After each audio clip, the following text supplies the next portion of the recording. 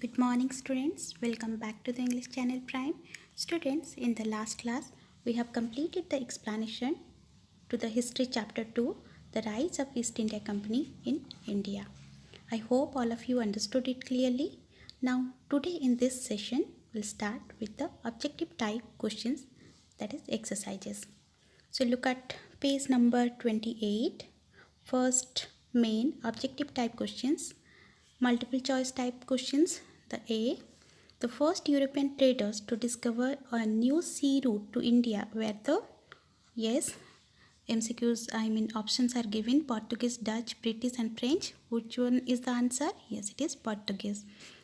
Second one, the British made their first political conquest in India when they defeated the Nawab of Bengal Siraj-ud-Dowla in the dash battle. Yes, it is B. Battle of Palashi. Third one, which Mughal emperor permitted the British to trade in Bengal without paying any custom duty? Do you remember? Yes, it is in 1117. Yes, the option is third one, first A. Farooq Siyar. Fourth one, Lord Dalhousie was the Governor General of India from which to which year during? Yes, the option is the first one, A. 1848 to 1856. Good children, now let's continue with the B. Match the following. Column A, Dutch East India Company. So it would be related to, yes, East India Company was established in the year 1602 AD. So E is the answer. Next, English factory. Yes, it was at Kasim Bazar. So the option is D. Third, Duplex. Duplex was the governor of the French company. So A is the correct combination.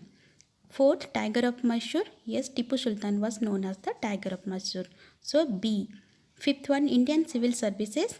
It was formed by Lord Cornwallis. Done, children? Now let's go to the C. State whether the following statements are true or false. Vasco da Gama was the first to find out the new sea route to India. True or false? Yes, it is true. Second, Aurangzeb gave the permission to Sir Thomas Roe to establish the first factory at Surat. Is it true? No. Who gave the permission? Jahangir. So it is false. A dual government was established in Bengal after the Battle of Buxar. Yes, it is true. Lord Wellesley started the policy of subsidiary alliance. Yes, it is true. China was given to the British on a 99-year lease. No, it is false. Hong Kong was given to the British on a 99-year lease. Now let's continue to the second main very short answer questions. So second main first question, why did the Europeans try to find out an alternative sea route to India? So answer is, the Europeans tried to find out an alternative sea route to India because the trade sea route to India was under the control of the Arabs during the medieval period. And conflicts and wars started between the Turks and the Europeans, so trade was disrupted. Therefore, the Europeans tried to find out an alternative sea route to India. Second question, make a list of Indian goods which were in demand in Europe. Yes, the list of the Indian goods which are in demand in Europe are Indian spices like the pepper, the cloves, the cinnamon, the cardamom, etc. and silk, cotton, indigo, saltpeter, etc. which is used for making gunpowder. Third one, who was the first Indian to pass the civil services examination? Yes, it is Satyendranath Tagore, brother of Rabindranath Tagore. Fourth one, what were the two methods adopted by the British to establish their supremacy? What are the methods? Yes, it is two indirect methods, subsidiary alliance, and second one, the doctrine of lapse. Third main short answer questions. First question, why did the British clash with Siraj-ud-Dowla, the Nawab of Bengal? Answer is, the British clashed with Siraj-ud-Dowla because the Nawab of Bengal Siraj-ud-Dowla attacked the English factory at Kasim Bazar. He captured the company officials and also blocked the English ships. The Nawab even marched to Calcutta and captured the company's fort, Fort William.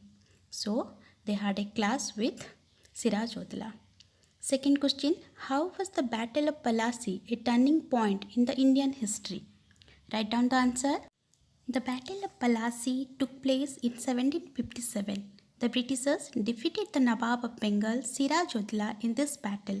It was a historical battle because this battle paved the way for the British rule in India as they took control of Bengal after defeating the Nawab Siraj-ud-Dowla.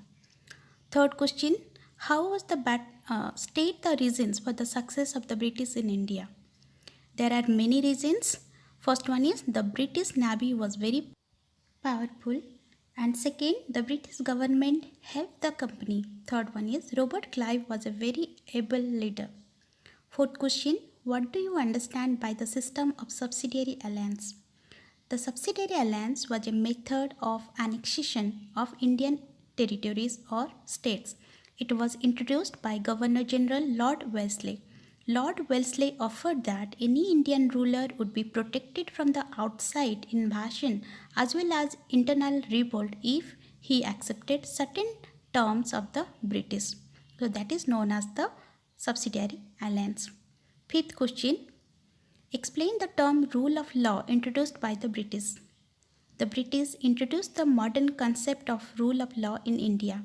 Rule of law means that authorities would act according to the rules. The authorities could not take decision or could not act at their own will. Done, children? These are the short answer questions, so it was given in brief. Now fourth main long answer questions. First question, who were defeated in the Battle of Buxar? What were the consequences of the war? Let's write down the answer. In 1764, the Battle of Buxar was fought between the British Army and the combined forces of the Nawab of Bengal and the combined forces of Nawab of Bengal, Mir Qasim, Nawab of Awadh, Shuja-ud-Dowla, and Mughal Emperor Shah Alam II. The combined forces were defeated in the Battle of Buxar.